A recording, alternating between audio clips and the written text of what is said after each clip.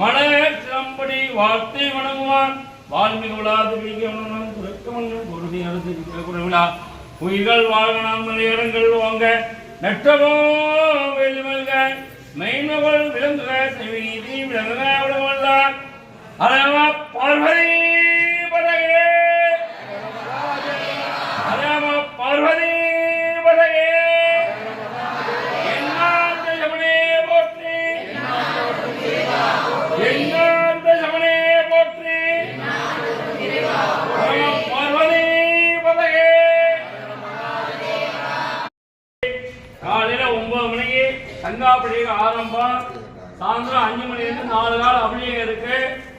எல்லாரும் வந்து கலந்துங்க. முடிஞ்சவங்க அப்படியே கொடுங்க, வந்து கலந்துங்க. 6ஆம் தேதி சனி பயிற்சி போர்டு போட்டிருக்க, படிச்சீங்க. அதை முடிஞ்சவங்க சனி பயிற்சி பரிகாரம் பண்ணீங்க. எல்லா ராசிக்கும் பரிகாரம் பண்ணுறது விசேஷம். பரிகாரம் பண்ணீங்க. ஏப்ரல் 1ஆம் தேதி பங்குனி உத்திரம்.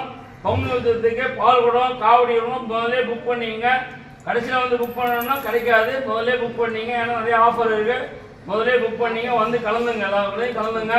எல்லாரும் நல்லா இருக்கணும், எல்லாரும் வாழ வளமுடன், எல்லாரும் மேன்மேல வளரணும். எல்லா குடும்பம் மேன்மேல வளர்ந்து எல்லா செல்வங்களும் பெற்று பெருவாழணும். பிரதோஷம் வாங்க. உங்க கையிலே சுவாமி அம்பாள் பாலாபிஷேகம் பண்ணலாம். வந்து பிரதோஷமா வந்து கலந்துங்க. சனி பிரதோஷம் கூட்டம் நிறையா வந்து சாமி பார்த்துருவோம். எல்லா பிரதோஷமும் வரணும், எல்லாரும் வரணும்.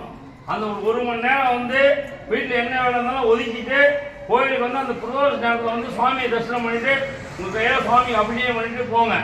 பிரதோஷம் நம்ம கோவில் எந்த கோவிலையும் கிடையாது, நம்ம கோவில் தான் வச்சிருக்கோம்.